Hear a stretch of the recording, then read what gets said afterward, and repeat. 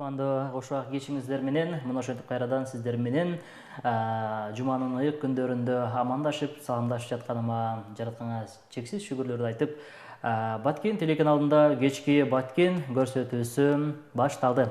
Барыңыздарга жагымдуу көрүүнү каалап, ардактуу замандаштар, кызматыңыздарда болуңуздар. Аты жөнүм Расул Акматов. Буюрса, сиздердин жарым саат убактыңыздарды алып, 9га чейин түз эфирде биргеликте кызмат кылмакчыбыз.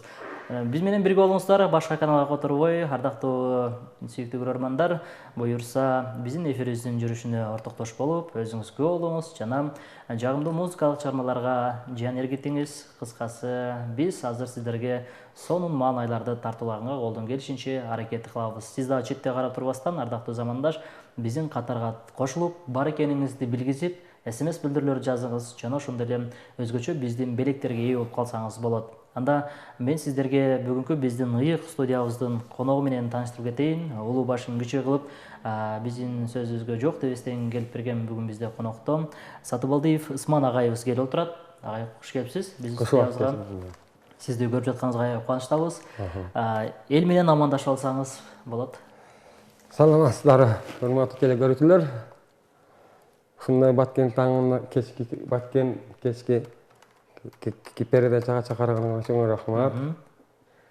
Аз да болсо, кичине болсо да тартуулап беребиз элдерибизди. Буюрса, маанайыңыз кандай? Биринчи өзүңүздүн маана жакшы болуш керек, андан кийин жалпы көрүүчүлөр маанайы Кудайга шүгүр жакшы. Жакшы маанай. Жакшы, Кудайга шүгүр. Биздин эфирибизди көрүп келгенсизби агай буга чейин? Так бай көрөм, үзбөй. Демек, жакшы. Анда биздин эфирибиздин шарты менен сизге түшүнүктүү экен. Өзүңүздү кенен отуруп, үйдөгү атмосфера, сиз менен мен кандай тааныш болсом, ошентип эле маектешели, жана ошондой эле жалпы көрүүчүлөрдөн дагы сизге келген суроолорго так жооп бергенге аракет кыласыз. Буюрса. Буюрса. Мынакей ардактуу көрүүчүлөр, Асман агайыбыз дагы сөз түрдү сиздер суранган чыгармаларды дагы бүгүн ушундай өзүңүздөр көрүп тургандай эле аккордеондун коштоосунда жандуу үн менен жаңыртып, ырдап бергенге даптаяр. Сиз даяр болсоңуз, анда 0223 03 03 66 телефон номерине WhatsApp'тан билдирүү жазыңыз. Анан биз адаттагы эле эфирибиздин соңунда Ысман агайыбызга келген билдирүүлөрдүн арасынан эң сонун жакшы көңүлүнө жаккан SMS билдирүүгө биздин демөөрчүлөрүбүз бар. Ысман агай алардын бири болгон, ошол биздин Баткен жергесинде жаңыдан өзүнүн ишин баштап аткан Rio такси кызматы, албетте шаар ичинде көздөгөн жерге акысыз жеткирип койгонго ушундай бизге демөөрчү болуп атат. Андыктан шашылыңыз. Андан сырткары дагы биздин бир сонун демөөрчүлөрүбүз бар. Булар Кыргызстан дүкөнү, албетте Кыргызстан дүкөнүндө сиз чекене жана дүң баада үй тиричиликке керектүү баардык продуктылардын түрлөрүн тапсаңыз болот. Арзан жана ыңгайлуу, капчыкка дагы сизге дагы жагат деген ойдобуз. Мен баарыңыздарга ошол Кыргызстан дүкөнүн сунуштайм. Баткен шаарында Хаджаев көчөлөрүндө, Разаков көчөсүндө жайгашкан Асылбек соода борборунун подвалында. Демек, сиздерге түшүнүктүү болгон болсо, анда биз маегибизди улантып беребиз. Ал эми сиздерден биз SMS билдирүүлөрдү күтүп калабыз. Экранын астында биздин номерибиз бажырайып жазылып турган жагы. Анда Асман ага келиңиз, ушул өзүңүз тууралуу дагы жалпы биздин көрүүчүлөргө бир аз маалымат берип өтсөңүз. Мен ушул Кара Булак айыл өкмөтүнө караштуу Бужум айылынан болом. 4 кыздын атасы. Кыздар бар, дипломдуу окуу жайын бүтүрдү. Өзүм ушу Токмоктон маданият техникумду бүтүрдүм, хор дирижер бөлүмүнө. Канча жыл окудуңуз? Бир 3 жыл окудум. Кайсы жылдары окудуңуз? 88-86 тапшырганмын да негизи. Анан армияга кетип, кайра келип 88 уланткам. Дагы эле ошол окуу жайда эле? Ошол эле тапшырып коюп кетип, армиядан келип, кайра уланткам. Демек, жигиттик милдетти аткарып, армияга да барып, мекенди короп келиңиз. Канча жыл болдуңуз аякта? Армияда службада 2 жыл служба кылдым. Демек, кесибиңиз дагы өзүңүзгө ылайыктуу эле музыкант экенсиз да? Кесип ошондой хор дирижер адиси деген дипломун алдым. Эң алгач ошол музыканы өзүмдө сыноо иретинде ошол Токмокто жип ийрүүчү фабрика болчу. 20 бала бакчада музыкант болуп, ошол жерден баштадым. Иш алгачкы ишин. Демек, окуй эле жатып эле же окуп туруп? Окуп бүткөндөн диплом алгандан кийин. Ошол жерде 1 жыл иштедим. трудовой книжка аштырып, негизи өзүм иш багыты ошол жерден башталды. Андан соң ошол өзүм маданият үйүгө келдим. Эми Раматылга ошол апада агайыбыз бар болду, ошол менен кошо иштештик 3-4 жыл. Андан соң кайра эле могу азыр бизге ботму бар го, ошол убагында келечек балдар бакчасы эле. Кайра эле ошол жерге барып балдар менен иштегенге кызыгам өтө, аябай. Бала бакча. Ал жерде да 1 жыл иштеп, районудан кийин суранып неме кылып туруп, өзүмдүн айылда мектепке которулдум, музыка мугалими болуп. Демек, балдарга, жаш балдарга жакын экенсиз. Десат шартын аябай жакшы түшүнөм. Бул жакта 1 жыл, аякта 1 жыл иштеп. Демек, музыка жаатында иш тажрыйбаңыз жакшы эле экен анда. Бул хор дирижер дегенде мына үнгө бөлүү бар, ошонун ичине кирип кетет да, хор, могу десатта балдардын баарын хордатып, бөлүп, инструмент ойнотуп, оркестр түзүп. Токмокто жакшы эле иштедик ошентип. Бул жакта да иштедик. Не себеп болду ошол атайын Токмокто ошол хор дирижердо окуганга сизге? Мен эң алгач болду дейм да, эмне үчүн ушул кесипти тандадыңыз? Службага да барыпсыз да, аяктан келип дагы эле ошол окуу жайда окупсуз дегендей. Алгач 2 жылдык эстрадалык студияга тапшыргам Бишкекте. Анан кулагам өткөн несин.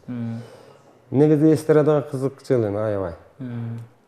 Анан бир байкелер бар эле, ошол Токмокто окуйт эле, ошол түттү болду. Тез ошол жерге барып тапшырдым. Ошол жерге барып өтүп. Демек 3 жылдык окуу жай. 3 жылдык. Жакшы. Анда азыр эми сөзүбүздү дагы алды болайбыз. Келиңиз бир эми жандуу ырга кезек берели.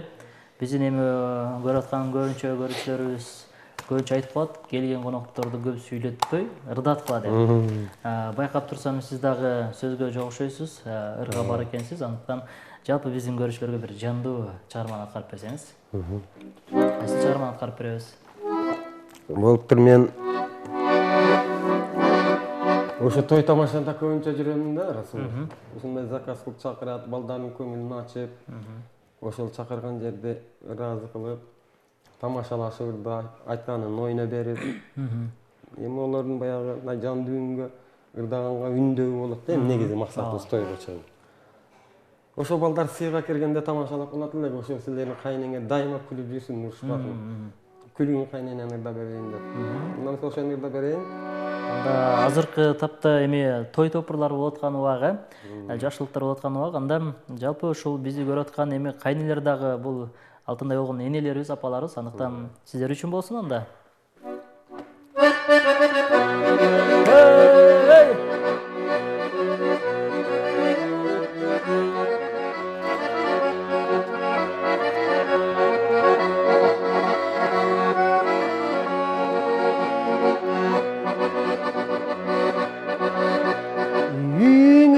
Tenimde alı barayın, ata baba saltın kılıp söykö salayın, aşıktığın alıp gelgen altın kaynene, ah batandı ayağa bastan berçi kaynene,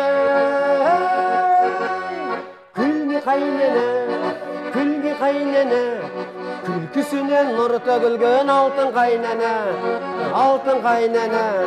aşık bolgon bir jigittin bağını baylabay, ah batandı ayağa bastan berçi kaynene.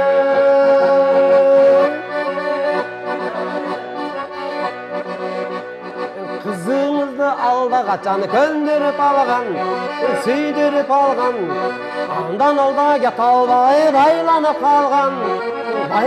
kalgan, aşık bolgon bir jigittin bağını baylabay, ah batandı ayağa bastan berçi kaynene. Hey gülgü kaynene, külküsünen nur tökülgön altın kaynene,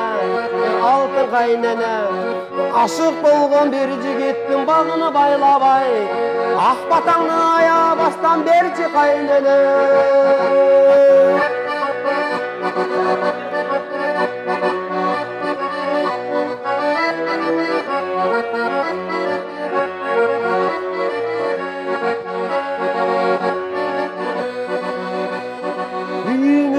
Tenimde alı barayın, алып барайын, ата баба салтын кылып сөйкө салайын, ашыктыгың алып келген алтын кайнене, ак батаңды аябастан берчи кайнене. Күлгү кайнене, күлкүсүнөн нур төгүлгөн алтын кайнене, ашыктыгың алып келген алтын кайнене, ак батаңды аябастан берчи кайнене.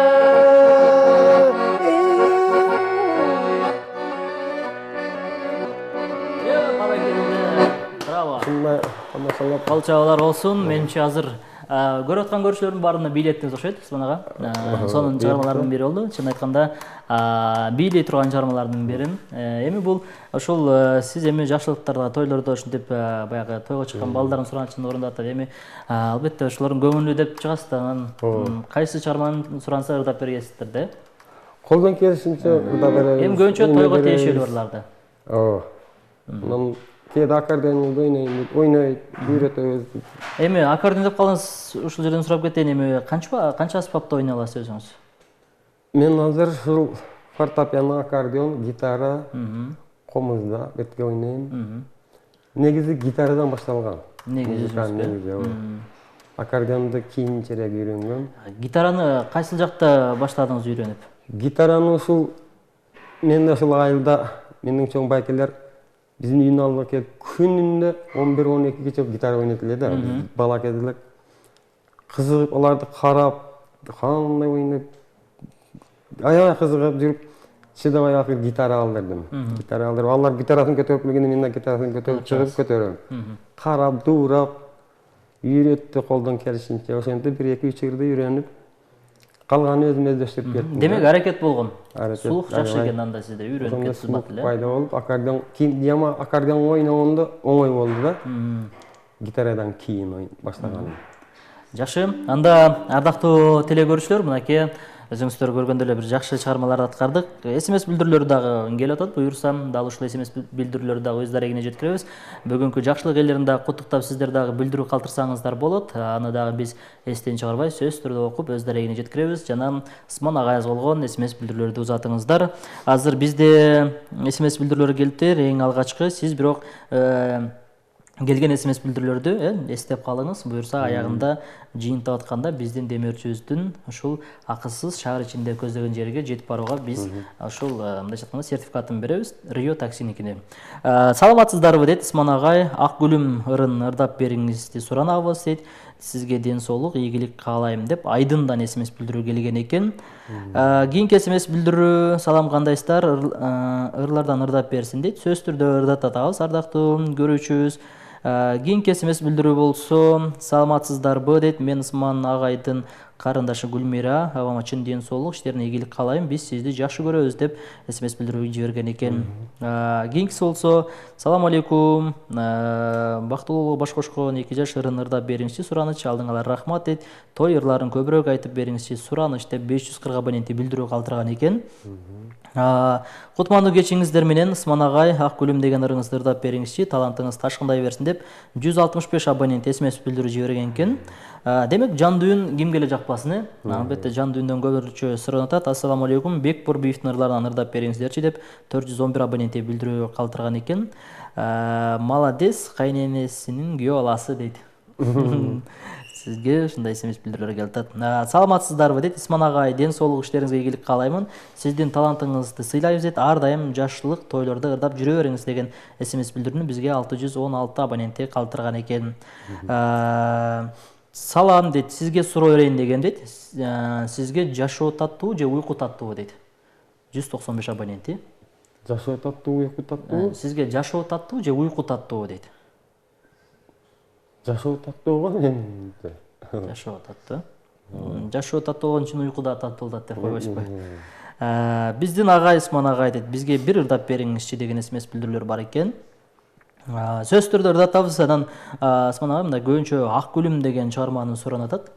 Тексттерин билсеңиз сөзсүз түрдө алдыңкы мүнөттөрдө ырдайбыз, аларды дагы болушча бир куплет болсо дагы текстин билгенче ырдап бергенге аракет жасайлы. Сиз болсо ардактуу көрүүчү, сөзсүз түрдө смс жазганды унутпаңыз. Ал эми ушул жерден дагы бир биздин куттуктообуз бар экен, ошол куттуктоонун өз дарегине жеткирелим.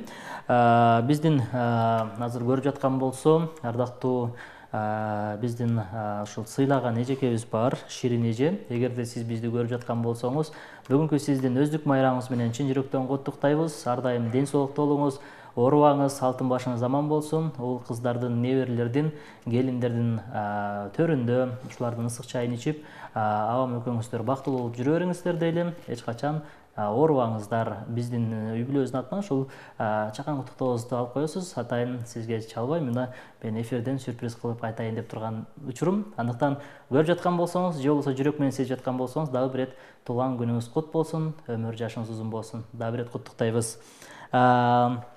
Салам алейкум. Бир нерсе жегенсиңерби же микрофонуңар иштебей атабыз? Каттуураак сүйлөгүлө дейт. Микрофонубуз иштеп атат, мүмкүн болсо сиздер дагы сыналгынын үнүн көтөрүңүздөр, болушунча ардактуу көрүүчүлөр. Жарым саат көтөрүп турсаңыздар, андан кийин азайтып коесуздар. Болушунча биз дагы аракет кылып, каттуу сүйлөп, каттуу ырдаткан чагыбыз, ардактуу көрүүчүлөр. Анда Усман ага, келиңиз. Ушул эми сиз азыркы тапта ушул тойлорго чыгып атасыз, андан сырткары дагы кандай жумуштарды аткарып келатасыз?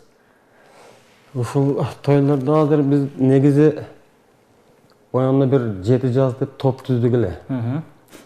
Жандуу үн менен барабан, гитара кошуп, могу элди жандуу ырдаганга үндөдө негизи булда кафелерде кичине ошол жагында тейлесек деп айылда клубда турат аппаратурабыз. Балдар буйруп баткенден экөөчү кол бошогондо ошого барып бир программаларды ырдап кошо сүдүрүп келет абазалында таштабай. Топтун аты кандай аталат? Жети жаз деп мындай өз топтогонбуз. Биз негизи жетекчибиз Эргеш деген бала да, ал Бишкекте да. Ошол гитарист, соло гитарада өзү ойнойт. Ошол түптөп кеткен. Азыр учурда Бишкекте бирок. Азыр ошондо 7 адамсыздарбы? Эмне үчүн 7 жаз деп аталат? 7 жазда бул 7 этникалык эстрадалык тобу да, мындай 7 багыттагы ырларды ойногонго аракеттендик. Мисалы үчүн орусча, кыргызча, башка. Анан кандай болот? Кафелерге, тойлорго ушундай чакыруулар болот абы ушундай? Биз бир баштап 2-3 жолу бардык кафеге. Анан ар кандай жумуш менен балдар бири ал жумушка кетет, бунусу жумушка кетет. Бирок дагы жеткизе албадык да биз. Демек, буга дагы баягы кичине сабырдуулук керек болуш керек менимче. Алып кеткенден кийин аягына чейин сөз. Убагында келип, анан аябай репертуарды көбөйтүш керек да ошол негизи. Негизи эле азыр биз жакында эле ушул соц тармактардан окуп калдык. Эгерде кайсыл ырчы өзүнүн концертин бере турган болсо, фонограмма кошулса, фонограмма деп афишаларга чаптап чыгарыш керек. Жандуу ырдаса, жандуу деп жазып коюш керек деген ушундай бир буйруктар чыгып тур да. Сиздин ошого көз карашыңыз кандай? Эң туура фонограмма ачык айтып. Ачык эле. Фонограмма эми жандуу үндүсө эл көбүрөөк келет экен менимче. Ачык ал туура ошондо жазганы. Эл мына бүгүн фонограмма болот экен деп барат, кээ бир фонограмма экен деп барбайт. Жандуу болгондо барат элем деп ошондой талкуу болот да элде. Негизи эле жандууга менче жетпесе керек, жандуу үн жан эргитет деп пикирин айтпаса керек. Азыр эми бир чети жандуу ырдайын десе, мисалы, кээ бир клубтарга аркылуу сиз айткандай эле ал жакта талапка ылайык болбой калышы мүмкүн кээде. Анан айла жок, кайра эле фонограмма ырдашка туура келип калса керек, Эми фонограмманы бир жолу токтотуп коюш дегенден алсын, бирок ал колдонуш керек алындагы. Чындыгында баягындай шарт болбой калат бардыгы. Бирок эми 100% эле фонограмма болбойт да негизи. Туура айтасыз. Демек арасында жандууну дагы коштуруш керек. Демек азыркы Маданият министрлигинин чыккан жарлыгына сиз кошулат экенсиз да, буйругуна. Сөз түрдө анда дагы бир эки СМСти окуйлу дагы сизге жагымдуу музыкалык чыгармага кезек берели. Бирок СМСтерди эстеп калатасыз, сизге суроо жаткандарды.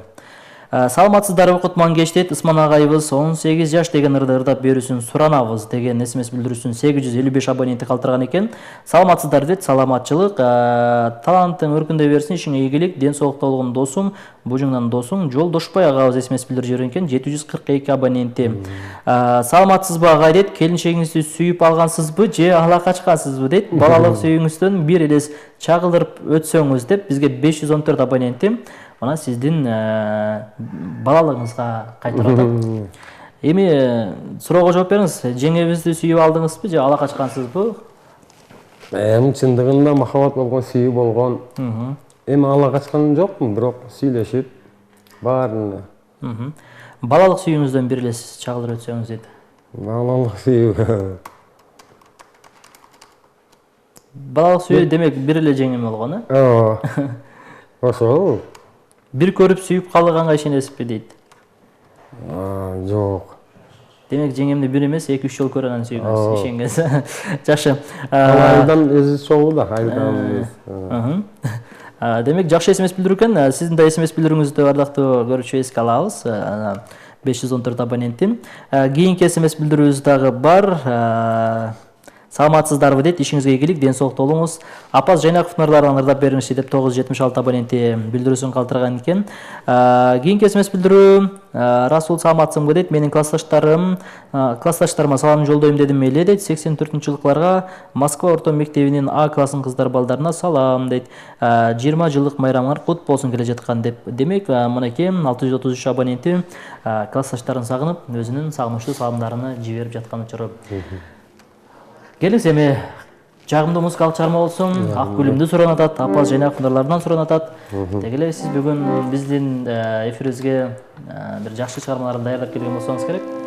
Кайсы чыгарманы ырдап беребиз?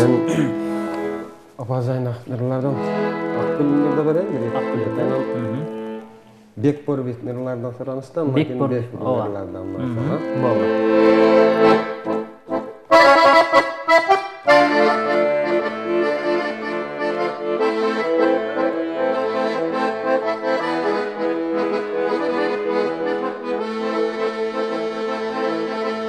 Бутудай болгон көзүңдүн, кылыктап чыккан ай сөзүңдүн, гүлөстөрү алсам чой, гүлдөн артык өзүңдүн.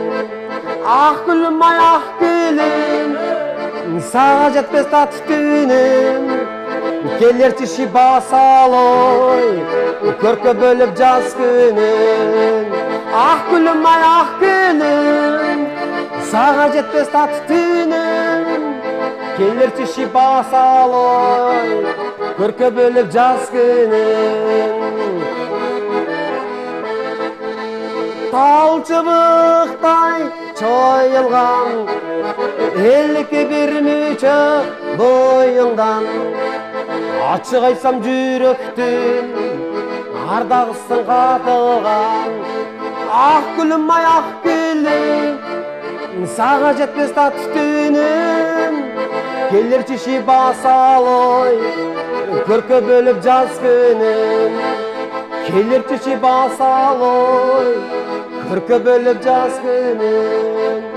Ак gülüm ay, ак gülüm ay, ак gülüm ay, ак gülüm. Баракелде, үнүңүзгө баракелде дейли. Бар болуңуз, жакшы чыгармалар болду. Мынакей ардактуу көрүүчүлөр, дароо эле сиз айткан, сиздер суранган чыгармалар дагы өз учурундан биз мынакей сиздерге жаңыртып өттүк. Сиздер дагы мына ушундай SMS билдирүүлөр катарын толуктай бериңиздер. Анткени убактыбыз дагы азайып баратат, ардактуу көрүүчүлөр. Биз менен бирге болуп калыңыздар дейли. Жана ошондой эле эң мыкты деп SMS билдирүү жиберген биздин көрүүчүлөрүбүзгө сөз түрдө ушул Баткен шаарында, шаар ичинде десек да болот, акысыз көздөгөн жериңизге жетип алуу үчүн биздин ушул демирчилерибиздин бири Rio такси кызматынан пайдаланып алсаңыздар болот. Ардактуу көрүүчүлөр, кантип жолдор менен жеңип алсам болот десеңиз, анда биздин конокко сиз өзгөчө оригиналдуу кайталангыс суроону берген болсоңуз, биздин коногубуздун көңүлүнө жаккан болсо, сөз түрдө эфирдин аягында сизге тапшырганга аракетибизди кылабыз. Андыктан шашылыңыз дейли. Анда Ысман ушул сиздер ушул баягы устатыңыздар болгонбу? Анан өзүңүздө шакиртиңиз барбы? Кимди устат деп билесиз? Mana окуучуларды, шакирттерди мен гитарадан чыгардым, бирок 4 бала ал студент болуп окуп ататтар. Бирок кесип музыкант эмес. Мындай өзүнчө кызыгып ойнап. Хобби катары ойнап жүрөт. Катары азыр ойноп жүрөт, 4 студент. Аккордеонго аябай көп келип ататтар. Ушундай үйрөтүң, анан шартка байланыштуу азырынча баштай элек. Ямахага кызыгып келип ататтар, ушундай кылалы деп. Ушу клубка орношуп алсак бир нерсе кылып, ошол жерге ачсамбы деген ой бар, кружок. Кружоктор да. Ямаха, гитарага. Азыр көбүнчө жаштар ушундай бир маданият жагына да басымды көбүрөөк жасап атат. Спорт жагына да басымды көбүрөөк жасап атат. Бул дегенибиз эми жакшы көрүнүш, анткени жаман жолдон арылып, андай жакшы жолго кадам таштап аткан, Анан ушул эми азыр алда апас Жайнаков агайыбыздын жаш чыгармаларын аткарып өттүңүз. Эми баягы жыл сайын ушул апас агайыбызга арналган баягы кароо сынактар болот дегендей. Ушул сынактарга да сиз да катышып көрдүңүзбү? Деги эле буга чейин дагы кароо сынактарга катышып келесизби деген? Жок, тилекке каршы катыша албай калдым. Ошо туулган күндөр эскерүү немелеринде алдыңкы жылдары. Мына кече пандемия немеден алдыңкы жыл болгон, ошого катыша албай калдым бирок. Анан мына онлайн түрдө өздүн айылдык клуб башчысы менен Ямаха менен жөнөттүк, ырларын ырдап, чыгармаларын ырдап жөнөттүк. Ошол айыл клубдун башчысы директорго чогуу биргеликте. Жакшы, анда биз эсмес билдирүүлөргө кезек берели. Дагы кулак салып турсаңыз болот. Жакканын эстеп калыңыз. Саламатсыздарбы дейт Ысман агай, Акбата деген ырын бир ырдап бериңизчи сураныч дейт. Урматтуу Расул мырза, чын эле телевидениянын үнү апас чыгып атат дейт. Мүмкүн болсо карап коюңуздар дейт. Аракет кылабыз, ардактуу көрүүчүлөр. Эми техника экен, техникага ишенич жок дейт. Ансыгырында кээде кемчиликтер кеткен болсо, туура түшүнөсүздөр. Анан бир чети ушул биз жаңы имаратка келгендиктен бир аз кемчиликтер кетип атат. Аны туура түшүнөсүздөр деген ойдобуз. Саламатсыздарбы дейт. Бүгүнкү Ниязов Ташболот атамдын 84 жаш туулган күнү менен куттуктайм дейт. Ыр белек кылып койсоңуздар ата эне жөнүндө деп 229 абоненти билдирүү калтырган экен. Ниязов Ташболот атабыз бизди дагы көрүп же угуп жаткан болсо, чын жүрөктөн куттуктайбыз. Ата өмүрүңүз узун болсун. 84 жашка кирип аткан экенсиз. Ылайым сиздин жашыңызды дагы бизге окшогондорго берсин. Өмүрүңүз узун болсун дейли. Кийинки эсемес билдирүү, мен Караев Улукбек дейт. Ысман жердешибизге ишине ийгилик каалайбыз, көрүп кубанып олтурабыз деп 373 абоненти билдирүү калтырган экен. Саламатсыздарбы дейт. Ата кешиңизге ийгилик, өнөрүңүз өркүндөй берсин. Дайыма биздин бактыбызга бар болуңуз. Кыздарыңыз 128 абонент эсемес билдирүү жиберет экен. Демек, азыр сиздин үй бүлөңүз бизди көрүп жаткан экен. Кол булап койсок болот, Барыңыздарга салам. Кийинки эсемес билдирүү, бизди жалпы эле ошол азыр Ысман агай Баткен телеканалынын область боюнча көрөт жана ошондой эле андан сырткары кошуналаш мынакей бизге жакын Өзбекстан, Тажикстандан дагы көрүүчүлөрүбүз бар. Азыр көрүп жаткан болсо, биз дагы ошол биздин бир туугандарга, көрүүчүлөрүбүзгө салам жолдоп, эсемес билдирүү жиберип коюңуздар, бар экениңиздерди билдирүү. Сураныч той ырларынан ырдап бериңизчи дейт. Сөзсүз түрдө азыр ырдатабыз. Кийинки эсемес билдирүү, кара карга ак карга кулап түшсө кандай карга болуп калат дейт. Кандай? Логикалык. Бул менимче логикалык окшойт. Кара карга дейт, ак карга кулап түшсө кандай карга болуп калат дейт. Кара карга ак карга кулап түшсө. Кара карга бойдон калат да. Кара бойдон эмне калат? Кар ак болуп атпайбы? 165 абоненти биздин башыбызды айландырайын деген окшойт менимче. Же бизди текшерип сынап көр деп айтор. Жакшы эсемес билдирүү, бирок ошентсе дагы. Кандайсыңар, ишиңерге ийгилик каалайм дейт. Ысман ака салам жолдойбуз. Бужунга салам жолдоп коюңуздарчы. Сураныч дейт. Бужунга салам бизди көрүп аткан. Кийинкисин окуп, андан кийин музыкалык чыгармага кезек берейин. Ысман ага сизге ден соолук, чыгармачылык ийгилик каалайм деп смайликтер жөнөтүп 604 абоненти билдирүү калтырган экен. Демек өтө эсемес билдирүүлөр келип атат. Ысман агай, келиңиз, эми азыр бүгүн өзүңүз көрүп жаткандай эле туулган күн ээлери дагы бар. Ушул мынакей эң улуусу азыркы тапта 84 жаштагы аксакалыбыз атабыз бар экен. Ата эне жөнүндө ырлардан ырдап бериңиздерчи дейт. Эми көбүнчө сизден сурайын, кайсы темада ырларды ырдайсыз? Ошол мен Чубак Сатаев Раматылык ошол ырлардан ырдап берейин анда Акбатаны. Ошол канчалык Ушул техникумда окуп жүргөндө азыркы ушул маданият кызматкерлери бар, сиз теңдүү, сиздин ушул группалаштардан, курсташтардан? Жок. Азыркы таапта жок. Азыркы жок. Билбейт экенмин азырынча бербайлар. Бирок азыр эми байланыш жок окшойт менче, же барбы ушундай курсташтар? Байланыш бир экөө менен байланышып турдум. Анан алар Москва жергесин иштеген экен. Турмуш шартка байланыштуу чачырап кетти. Сондай болду. Анда келиңиз бир жагымдуу музыкалык чыгарма болсун. Эфирибиз дагы аяктап баратат экен.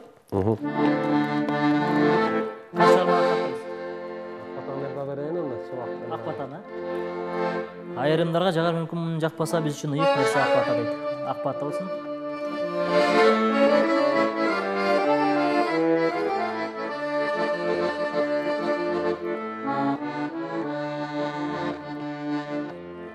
Kızımda bata var, bata bergen atalar. Bata algan kız gelin, köşe göğsü kögörüp, her azamat görünür. Elim jurtum ukkula, kırgızımda toymuna. Ulakı tartmay, at çatmay, jigitler çıkılar. Mana sata kelmağa, sakalını çaykaltıp, batаңды bermağıy. Bak hayata kelmağa, sakalını çaykaltıp, batаңды bermağıy. Bata bata bata, elim bergen bata.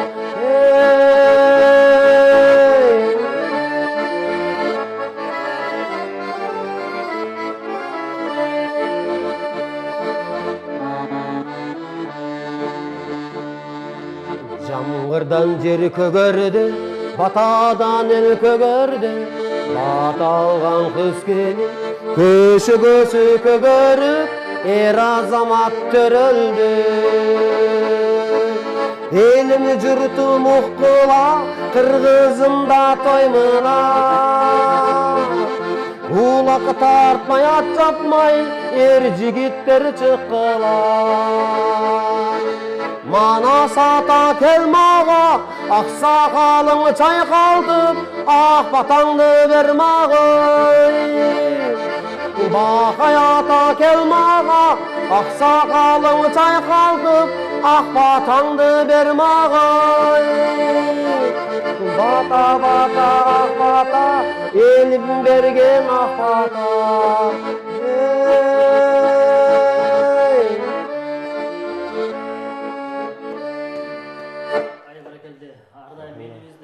Тойлору көп болсун, ал эми ушундай аталарыбыз, энелерибиз жакшы баталарын берип жүрө берсин. Эми Осмон агай, ушул жерден да бир кыстырмай кылып, көбүнчө көрүүчүлөрүбүз суранат, ушул эми тойлорго көп чыгасыз, той жөнүндө ырлардан ырдап берсинчи дейт. Бир куплет ырдап бериз, андан кийин биз келген СМС билдирүүлөрдү сизге окуп, анан жыйынтып чыгаралы, Бир куплет Шаңдыраак той ырларынан болсунчу анда. Көп биздин көрүүчүлөрүбүз сизди азыр той тапырга чакыргандар көрүп атат да, анан ушул агай жакшырды айтып эле деп той ырларын суранат атат. Бекбор бейтинлеринен билем той. Жакшы.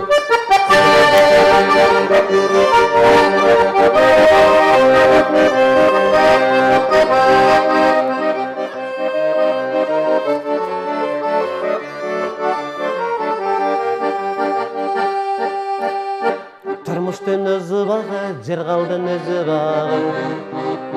Buyrak dostum mezgil bizde kanse dağı kötüp turadı. Күндөр өтөт, жылдар өтөт, боз жоргодой жорголой. Көңүл дасы сөнүрдө, күлкү болбой турбой. Күлкү болбой турбой. Күлкү болбой турбой. Бүгүн майрам, бүгүн той, замандаштар бизде той. Көңүл ачтын, көп ойлонбой, күлгөн жашты кордобой. Бүгүн майрам, бүгүн той, замандаштар бизде той. Көңүл ачтын, көп ойлонбой, күлгөн жашты кордобой.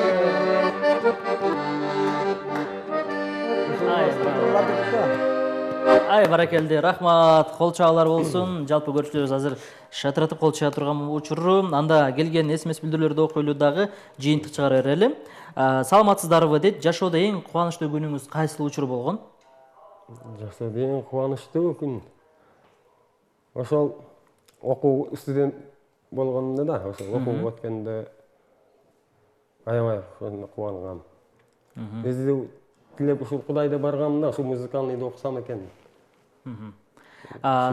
Саламатсыңарбы, бар болгула дейт. Бүргөндө айылынан жолдошум Ильяздын келе жаткан 7-февраль туулган күнү менен куттуктайм. Жолдошума ден соолук каалайм деп Айнипа дейт. Жолдошума арнап жакшы чыгармалардан суран кеттир. Жалпы эле биз азыр алдыда туулган күн ээлерине ырдадык. Ысман агай, группа Аваз деген группада иштеп жүргөнсүзбү? Ошол кездеги жакшы көргөн ырыңызды ырдап бериңизчи эсиңизде болсо эгер деп 319 абонентти калтырган экен. Азамат дейт, Ысман иним, жакшы ырыңдан бир ырдап кой, өзүбүздүн балдар бар болгула деп 116 абонент смс билдирүү жиберген экен. Ысман агай, ишиңизге ийгилик, үй бүлөгүңүзгө бакыт каалайбыз. Апалар жөнүндө ырдап бериңизчи деп көбүнчө ыр суран атат. Бизде тилекке каршы убактыбыз жыйынталып баратканга байланыштуу. Эми ушул жерден биз баягы ырды токтотуп, эми жыйынтык чыгара берели. Ысман агабызга баягы жаккан азыр бир смс билдирүүнү тандап, ага биз белек берели. Кошуналарга арнап бир ырдап бериңчи, ден соолук тилейбиз деп 157 абонент билдирүү калтырган экен. Ширин эженин туулган күнү менен куттуктайм. Чын ден соолук, узун өмүр, дайыма жакшылык үстүнө жүрө берсин деп Насиба эжебиз 62-68-00 абонент смс билдирүү жиберген экен. Тойлорго чакырсак келесизби? Мүмкүн болсо телефон номерди айтып коюңуздарчы дейт. Эфирден сырткары дал ушул номерге чалыңыздар. Биз сөзсүз түрдө сизге Ысман агайыбыздын телефон номерлерин беребиз. Сага ийгилик, досторуң бужундан деп 161 абонент смс билдирүү жиберет. Ишиңиздерге ийгилик, аябай жакшы ырдапсыз. Ыр деп ушуну айтсаң дейт, жандуу үн, ден соолук, узун өмүр каалайм. Ушундай агайлар көбөйсүн деп 104 абонентти билдирүү калтырган экен. Ийгилик, ден соолук, эч качан оорубаңыз тага деп 920 абоненти. Демек, көп смс билдирүү келип атат. Окуй берсек убактыбыз бүтүп баратат. Сизге кайсы смс билдирүү жакты? Мен бир белектөрөйт да ушул жерден, анан жыйынтык. Мен ушул бая жубайыңызды сүйүп алдыңыз, алакаштыңыз. Демек, эң Ысман агабызга жаккан абонент менимче 195 болуш керек менимче. Же азыр мен адашып атам. Мүмкүн болушунча мен ошол абонент сизге сөз түрдө белегибизди ыйгарабыз.